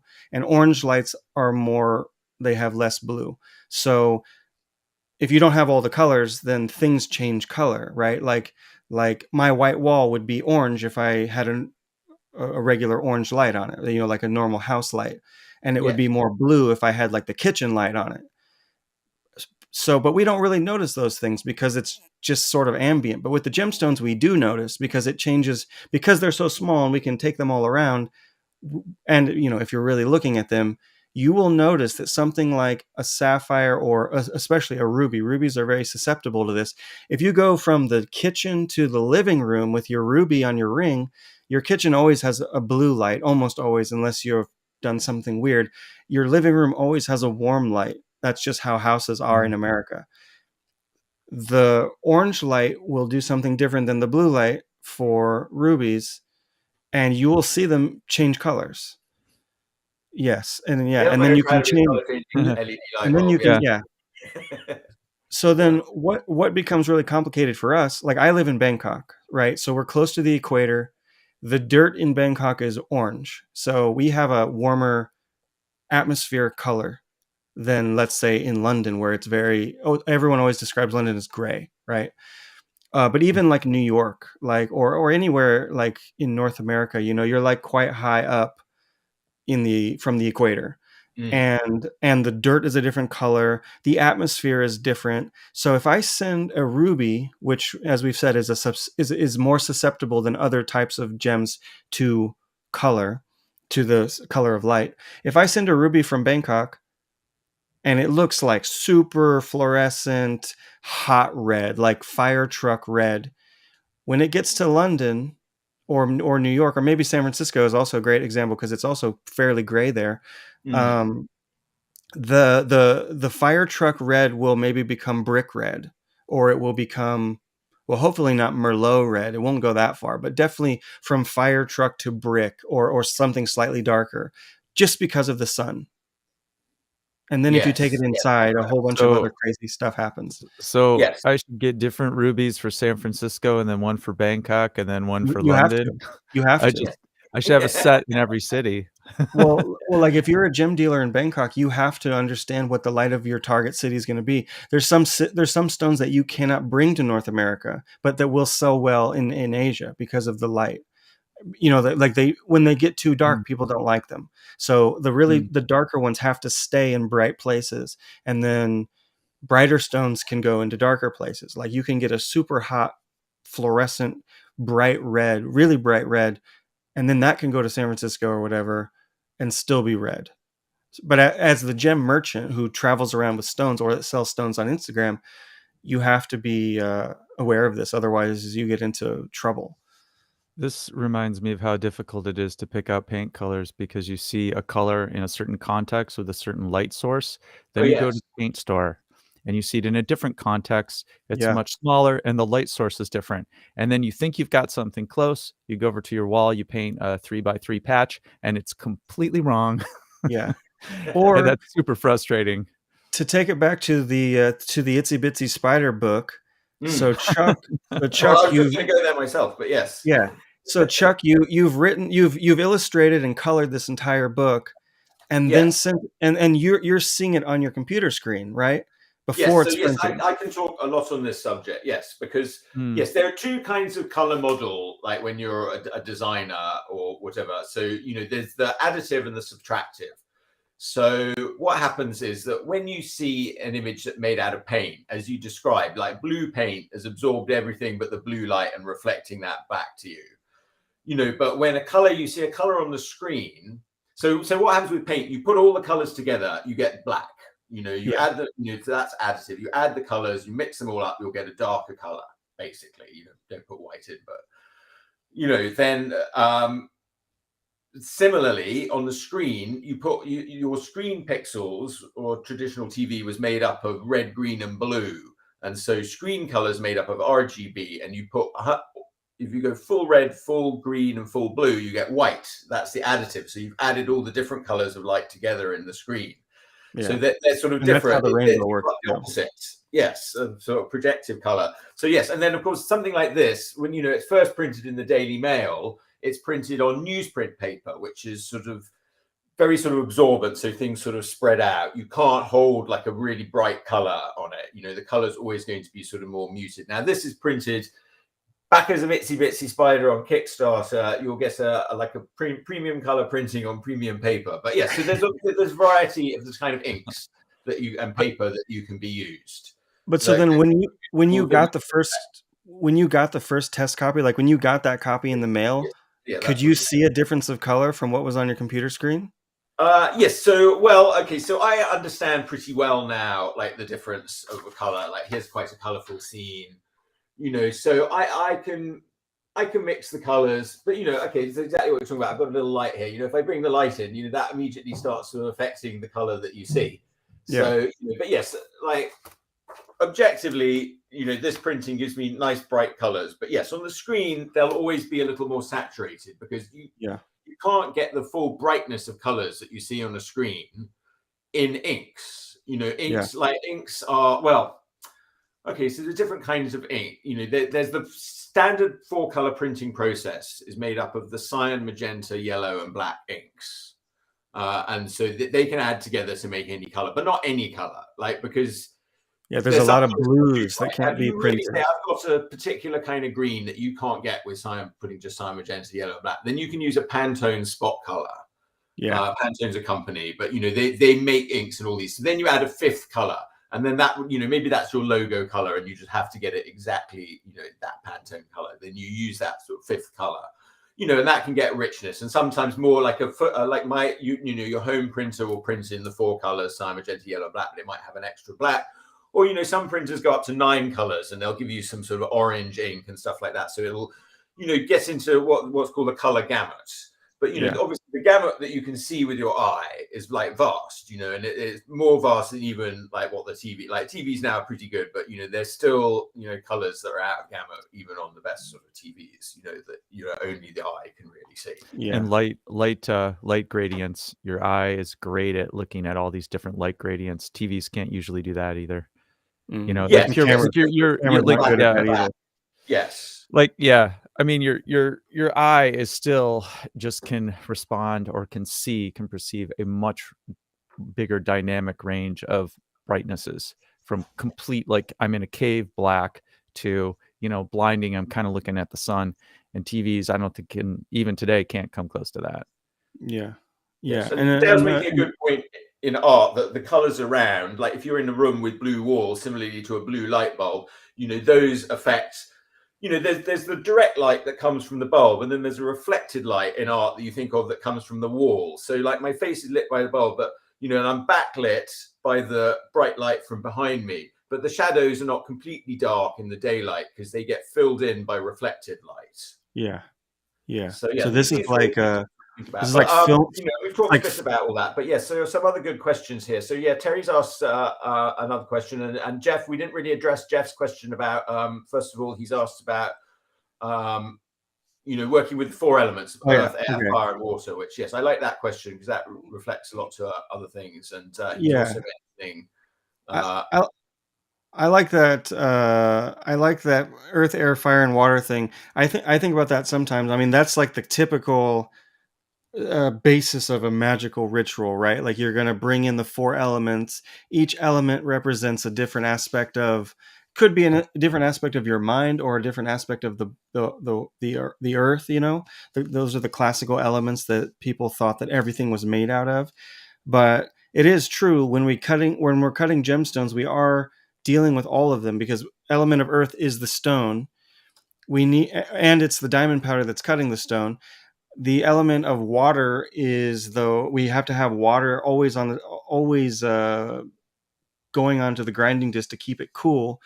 But then we need fire in order to attach the stone to the machine, because we're using wax, and we have to basically melt the wax and attach it. And then air, well, you have to breathe the air in order to cut the stone. So you got them all, right?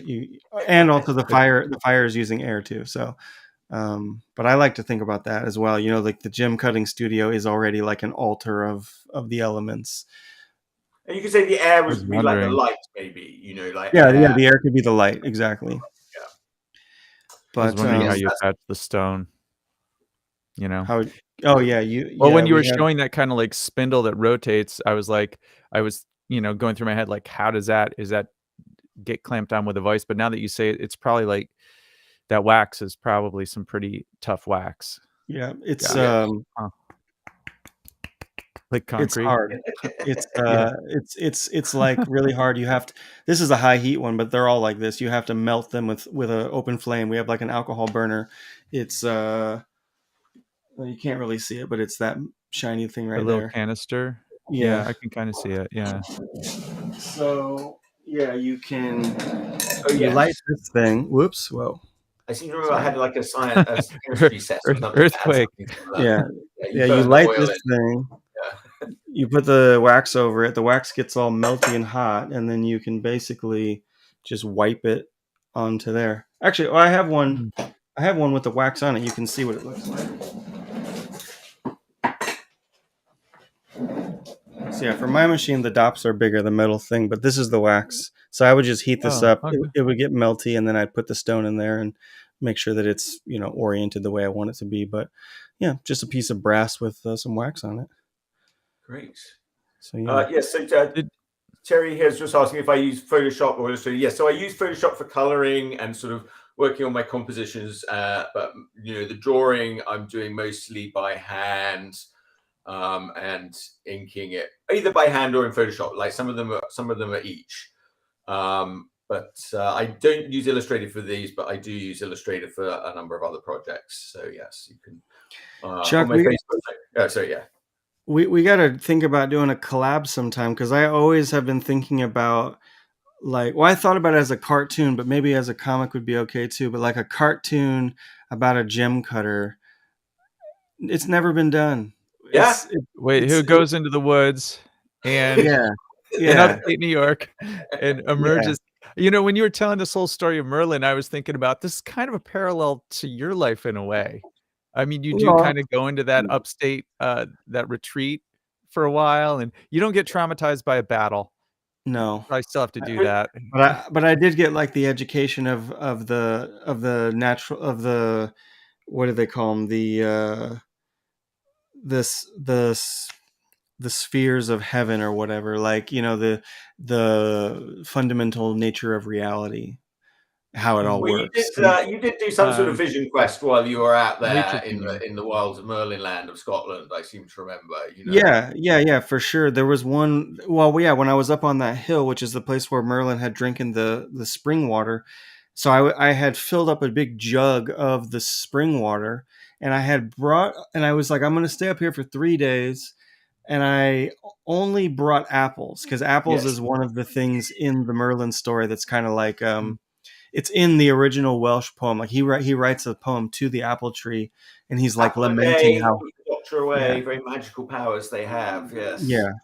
Yeah. Speaking of, element of air, it's just like this fruit that grows up in the sky, and it's like you just, you pull it down and eat it. But anyway, so the apple is like a sacred food, at least to me, from the Merlin story. So I was like, okay, all I'm going to do is drink the spring water and eat apples. I'm like doing an apple spring water fast. Like Steve Jobs on the mountain. Yeah. So I went up on the mountain, and I was completely naked. And this girl that I had run into like a couple weeks. Okay. Wait, hold on. Can you expand on that? Well, I'm trying to get into, going back to trying the to get play, some vitamin D and I'm trying to get into the spirit of it. Like Merlin was a wild man in the woods. He wasn't wearing a lot of clothes, so I was like, Dale, right. That's watching Zardoz is much easier than all this. Yes. Yes. So a couple, maybe like a week before I went up on this hill, I met this random girl, and she was like, she let me. I was basically couch surfing at her house, like on her couch for a day, and then she gave me this baggie of coconut oil, and she was like, "You can use this as a natural sunscreen." And by the way, that's not true. I found this out later. So I go up on the mountain in Scotland, and I'm naked, spring water, the apples, and I just totally cover my body in coconut oil, because I'm like, I'm gonna get sunburned up here, because there's no trees at all. There's no shelter at all up there, other than some rocks that you can kind of get under. And I stayed up there for like 3 days. And yes, you cannot use coconut oil as sunscreen. It's just cooking you. It's like what you'd put on food when you're going to cook it. You're just getting cooked. And anyway, I got cooked. My brain got cooked. And, I had just like epiphanies up there. And there's like puddles, and there's like little springs, and there's water.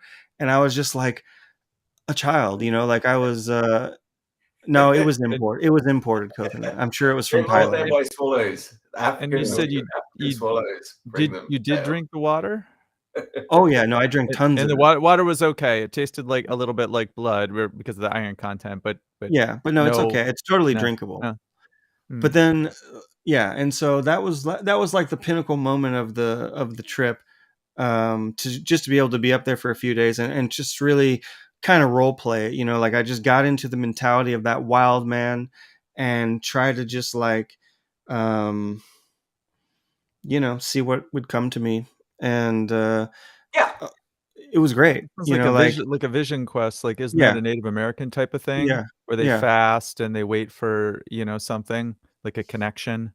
Yeah, and that's basically what I did. But then I had that cave that I could go into and get the water. I had to put on clothes when I went down there because I didn't want anyone to see me, because people go there. It's like a place where people hike. Actually, the weirdest thing that happened during that time. So it's at the top of this hill, but it's not the peak of the hill. Like, it's the second peak. So I'm at the second peak, and I can see that the path goes up this hill, and and I've got like all my stuff laid out, and I'm like naked with the coconut oil and everything. And I see this little dot coming from far, far away. And I realize that there's like another person that's going to come right past me, because I'm on the path, because it's the only place that wasn't really wet, because it's really wet up there. So I put all my clothes back on, and I like cleaned up my area, because I didn't want to be like, the messy hiker or whatever. And then this dude comes, and he looks exactly like me. Like, his hair, his beard, he's the same height as me. And he comes right up to me. And I haven't seen anyone in 3 days. And I'm like in a alternate state, right? And he comes up to me, and I'm just like trying to mind my business. Like, I'm just going to let him hike past me and just say, hey. And he comes up to me, and I'm all sunburned, and I've been crying. I'm just like in a messy moment. And he comes up to me, and he goes, hey, are you Justin? And I'm just like, what? Who are you? And then he tells me why he knows me.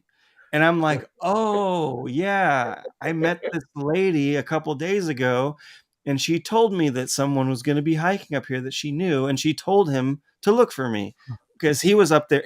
So while I was up there having my vision quest, he was at the top peak having his own, not a Merlin quest, but he was just hiking because he, like all modern humans, he needs to de-stress from the city and go out into the woods sometimes. And so that was his weekend to go hiking. Nothing weird at all. Nothing esoteric in any way. Coconut oil or anything. No. I told him about the coconut oil, though. Yeah, that must have felt strange at the moment it happened. Oh yeah, it was trippy. I mean, I just started to laugh. Like, because you're kind of priming yourself for some kind of a magical experience. That's what I was doing anyway. And then when some stranger just comes up to you at the top of a hill in the middle of the forest area, and they know your name, that's pretty weird. Like that's about as weird as it can get in the forests of Scotland. Well, it's funny, because I had first time I went to New York City, and I'd been I'd been out on sort of Saturday night with my friend who was living there, and the next day we were sort of walking through Central Park. It was quite busy. It was like Sunday morning, Central Park, people walking along with my friend, and then suddenly this girl goes, and he wasn't, he hadn't been in New York long either, and suddenly this girl goes whizzing past on roller skates and goes, hey Chuck, hey Chris. We were like, what? It was not the Chris, not this Chris. But I was like, wow, I've been in New York like 2 days, and already people are sort of skating past and saying hello.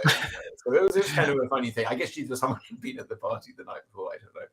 But yeah, it just was funny. But that's sort of the opposite, because that was in the middle of a big crowded place. But it is always kind of funny when you have sort of when you only see one person. Yeah, and somebody. The only person on the hill, and then they know who you are, and you've never met them. It's pretty weird.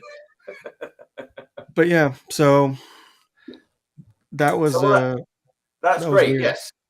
Well, thanks. Well, we've been going quite a long time. We've been going an hour and a half, so that's probably pretty good. I don't know if we had any unanswered questions back here. I think we did. Did he ask you for coconut oil? I don't think we got to that. No, I mentioned that there's a good book by artist James Gurney who did Dinotopia, who's like fantasy realism. It's called. That's very excellent. Oh, yeah. I remember Dinotopia. Yes. He's a beautiful illustrator. He works very hard, works very sort of realistically. But yes, his book is great about what are the elements in art of realism, and talks about color and how like different colors affect each other. And yes, the color that it's next to, like also in a painting, really affects your perception of a color. Yeah. You know, yes, and And same with gems. I mean, if you take two different gems and put them next to each other, especially if you're making a piece of jewelry, you know, you can't just pair any colors together. Some of them don't really look that nice, or some of them will play off of each other, or the color of the metal, you know, because there's like white gold and yellow gold. You might put certain stones with a yellow gold or certain stones with a white gold, and if you do the opposite, they don't look that good, or it mutes the colors a little bit or something like that. So of course, for a gem, you want to enhance it as much as possible. It's going to increase the beauty, the perceived beauty.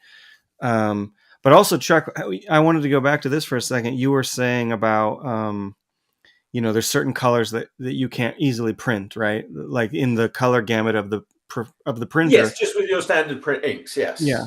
And so when it comes to doing gemstone books, this actually ends up being a really serious problem, because lots of sapphires are in this certain realm of blue that cannot be printed. It's an unprintable. I mean, you know, the CMYK doesn't add up to make a whole bunch of shades of blue.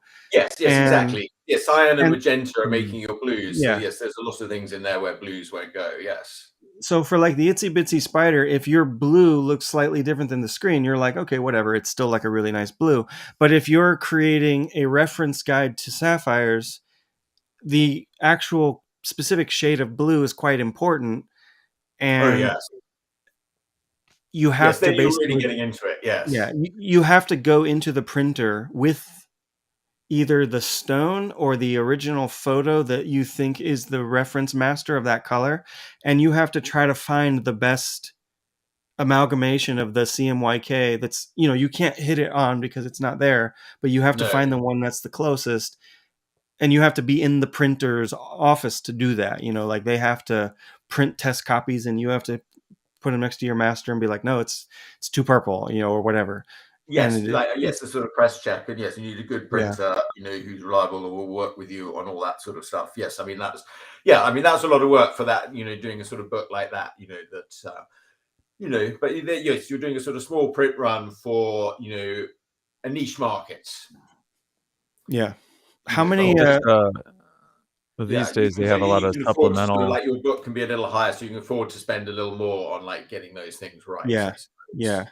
Or there's a lot of supplemental stuff you can do, you know, now. Like I've thought about putting together a book for, you know, musicians, and the only way I would ever do it is if I could actually link to some audio examples. Could you do a video?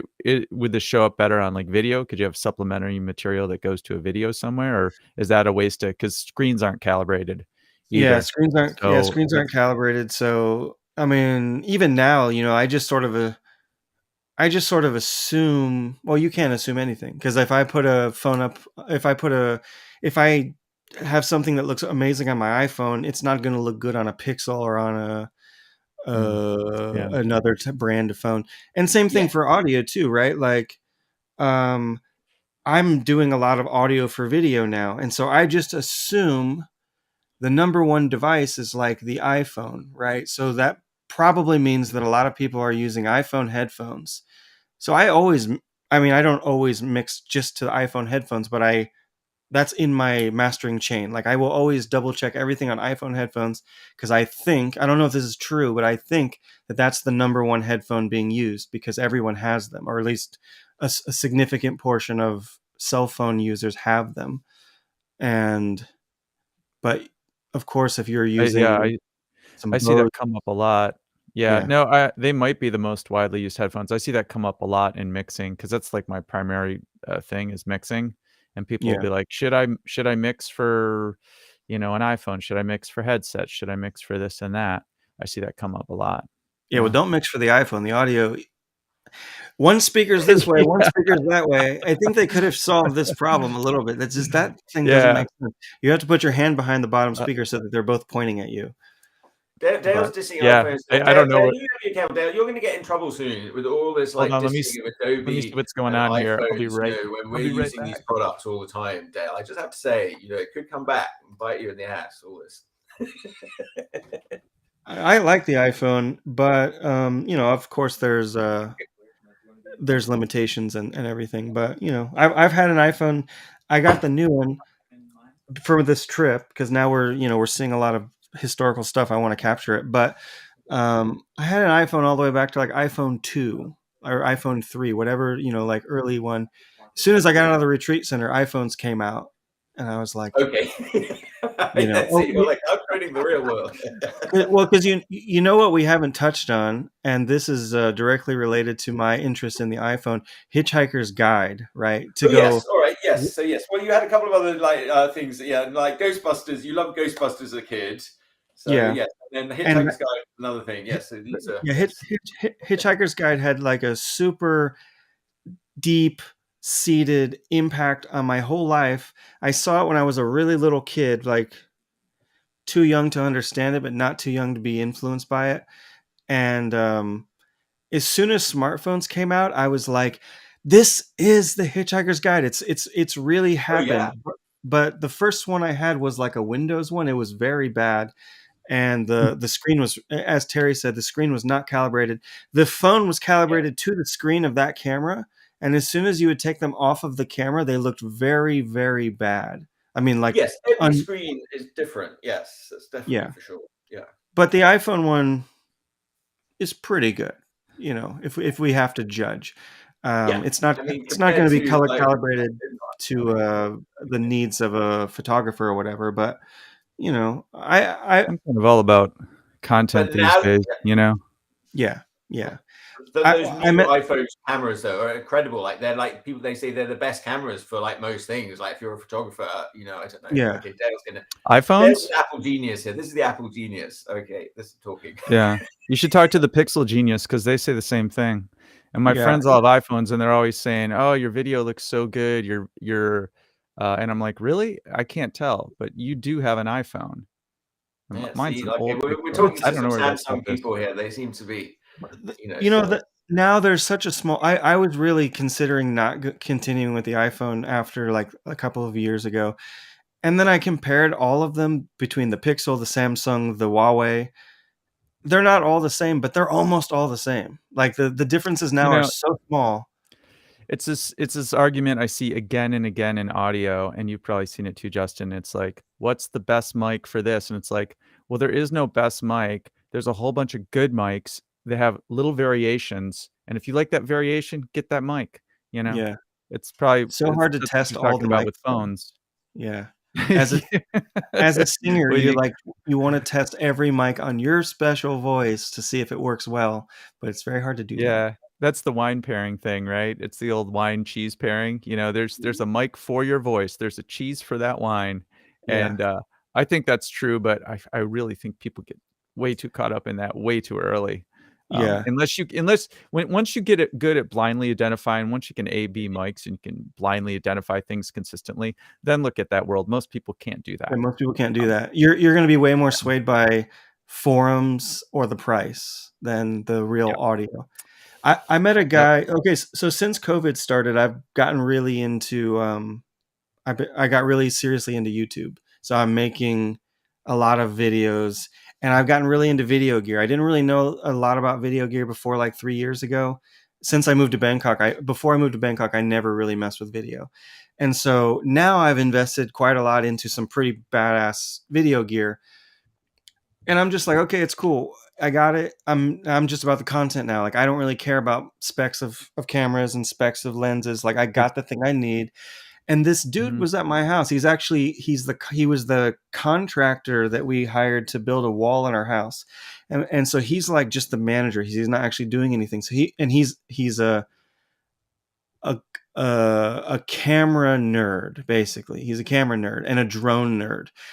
And he's just like, he has cameras, but he doesn't actually make anything with them. But he's just like, I just need like 8K 60 frames per second. And I'm like, dude, 60 frames per second doesn't make you feel good. Like I saw The Hobbit in 60 frames per second. It kind of makes you nauseous. And he's like, no, but there's more information. And I'm like, and I'm sure someone who's watching this is not going to agree with this, but I'm just like, no, more information is not always good. Like your brain can get overloaded, and there's a reason why their standards. Also, Also, I mean, you get 60 frames per second, and then you have to show it at 30 because that's what everything on the internet is, I think. And No, YouTube can do 60 now. oh, can they? Yeah. Yeah. I mean, Yeah. this argument, there's a similar argument with audio with the high sample rates, and I've done these tests myself, and I'm just gonna be honest and just say I've got a good set of ears, and you can't pick them out. I mean, you can't. I'm sitting here in a treated room with studio monitors, and these are pretty audiophile headsets. I mean, I see if a I can stove pick in that room. a Is what? it treated? Is the treatment of the stove those washcloths that are hanging off the front of it? they're part of it. No, I mean you can't see the whole room, but the main thing is I don't know how much time you have spent on this. No, I'm just kidding. The corners, yes, the corners. Well, we haven't got it. No, it's not even in the corners. But let's I will just say I totally agree with you, Justin. It really comes down to content. Superior content captured on any decent device is better than lousy content captured on the best of devices, and I think people get way too wound up in that world. But I think it's a rabbit hole. Well, yes. Well, that goes back to Cherry's comment here. For all materials, users make the difference. I think yes. Whatever. And then there's a sort of punk rock thing as well. Cool. Like a punk rock, photocopy zines. I think about, but the music, of course, is just like it doesn't want to sound good. Or like my friend John of the Seagulls, they had a great show at Bottom of the Hill on Friday night. They were on the live stream a few weeks ago. He really loves the sort of raw, broken sort of sound, and he wants it in images. Like he had this sort of kind of image of a seagull that's on the t-shirt, like in a shield, and it's all messed up. And he goes, "Well, I want it blown up big, but it's got to stay messed up, fractured." So yeah, it was kind of interesting. So I worked very hard making it messed up and big, but there's different ways that you can sort of approach that, and definitely having high definition. Having some definition and getting it done is more important, and then you can work on you have the luxury of these things later on, once you I don't know. Yeah. So it's just a matter of artistic choice, I suppose. Yeah. I guess my only thing is that people get, myself included. But by the way, I did this myself for about 10 years with audio gear. And it's fun. It's fun. Yeah. But then you're like, whatever, I just need to make some stuff now. Exactly. Yes. Yeah. You gotta make stuff. Yeah. I think that's that's the theme that we've had on this show so far. That just get it done, kids. Well, Justin, look, this has been great. We talked for a while. I think this is we could probably talk more, but I expect you've got things. That's good. I think we covered some essentials. The only thing we didn't cover, I think, I've got the same mic. Speaking of aesthetic choices, if I can raise this up. Are we using the same microphone? Is that the NT1A? Is that what it is? Yes. Yeah. Is that what yours is? Yeah. Years ago, somebody recommended this to me as just kind of like a really good value. It's like very sensitive, low noise, condenser mic. So good choice. I've been using mine for ASMR gem cutting videos. That's why I bought this. I have two. Oh, really? Oh, yeah. For real? Yeah. Yeah, I'm going to London tomorrow, and I'm taking these with my camera gear to this. There's I did some videos, but I didn't really like them because my machine doesn't sound good. But there's a gem cutter in the UK who has a hand crank, like really old fashioned, like 1800s style machine, and it sounds awesome. It looks awesome. So I'm taking some cameras and these two mics with I got like a portable interface. And just set up on a Sunday when it's totally quiet outside, like Sunday morning when no traffic.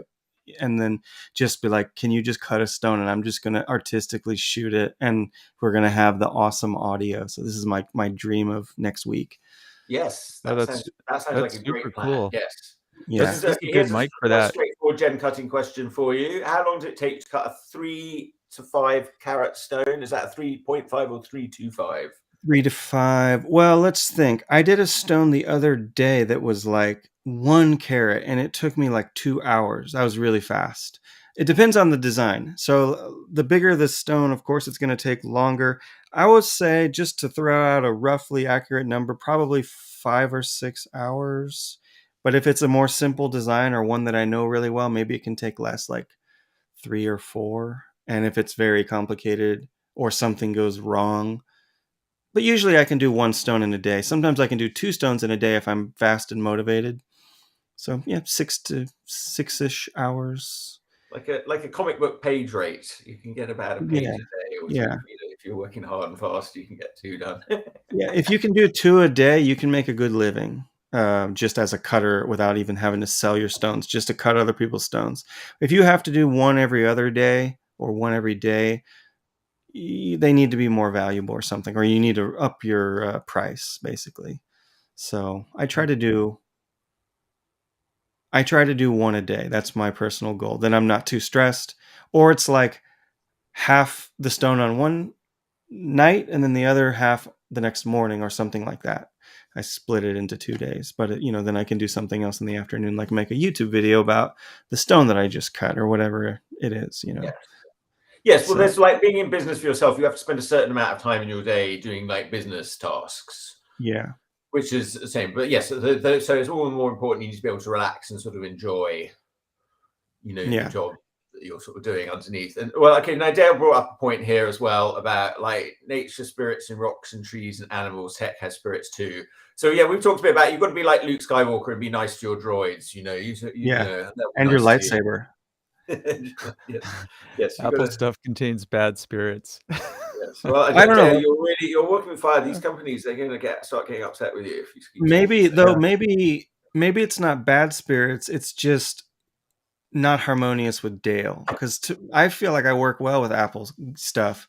I've been using Apple stuff since I was a little kid, so I'm just like, my brain probably developed around the Apple OS. You know what I mean? Like, I learned computers that way. So I've used Windows too, and I know how to use it.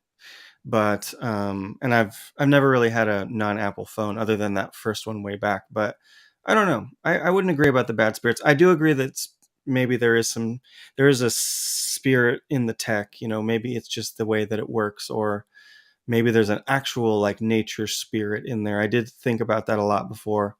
That's also in the Invisibles. They're talking about every part of the city has an animating force, and that animating force is actually what's destroying human civilization. It's like the city is the virus that got in, and okay.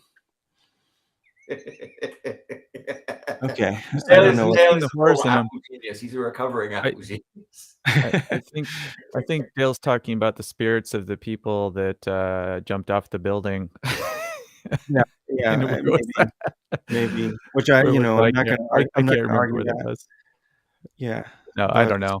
All right. Well, look, I think it's time. This is a good time to wrap it up. Well, I'll play the music. We'll have a little chat after. Do the dance. Yes, thank you so much for joining us, Justin. I put a link to him. He's Justin K. Prim on Facebook. Thank you. Your book is The Secret, which currently sold out, is The Secret Teachings of Gemcutting. And is there anything else you want to tell us about or promote? If you're interested in more stories, whether they be Merlin or gem cutting, my website is my name, justinkprim.com. It's just a whole bunch of articles. So they're categorized, and there is a Merlin section, but most of them are about gemstones. Or there's a small section at the bottom about movies, Harry Potter and Hitchhiker's Guide. All of the things that we talked about today. Yes. Well, yes, I do love the Hitchhiker's Guide. I put some photos of you in the Facebook comment threads with you dressed as Ford Prefect. Oh yeah, that was a great costume. There we go. That's Medium. Wait, okay, that's your Medium page. Wait. No, that's what it is. It just links to Medium. Okay, just go straight there. All right, let me just do this. It's just easier to remember that way. Yeah, there we go. I realized that Medium gets so much higher Google search results than any website I would make. I was like, I'm just going to keep this as my website. Okay, that's an interesting point. Yes, I tried it a little bit, and I haven't used it a lot. But and a minimalist interface, I really appreciate that. Yes, thank you, Jeff, for joining us. That's great. Really appreciate your comments, Dale, as always. Terry there in France, I'm assuming, and Roy. Thank you for your comments, and everybody who joined us today. We had a good number of viewers, so appreciate it. We'll be back tomorrow with daily strip cartoonist Jonathan Lemon. He writes Ali Oop, a legacy strip about a time-traveling caveman that's been around forever. He's the current artist on that, and he does his own strip called Rabbits Against Magic. So yeah, that'll be a very interesting conversation, and we'll have Dale with us. All right, so that's it for now. Yeah, don't forget you can go back. Where's Itsy Bitsy Spider on Kickstarter? Support it. Support it. Yes, it's a great book, good for all ages. We're very nearly at the goal. We've still got over a week to go, so if we hit the goal, we can maybe try and get some stretch goals or something going. But yeah, we need your support for Itsy Bitsy Spider, and if you have kids or anybody who likes puzzle books and search and finds, that's the book for you. So thank you for that. It's got a good spirit in it, right? Yeah, it's been imbued. So goodbye, everybody, and I'm going to show the video now. Bye, everyone. Bye, Chuck. I'm just going up this water spout, y'all. Y'all, hope it don't rain. The itsy bitsy spider climbed up the water spout. Down came the rain and washed the spider out. Out came the sun and dried up all the rain. So the itsy bitsy spider climbed up the spout again.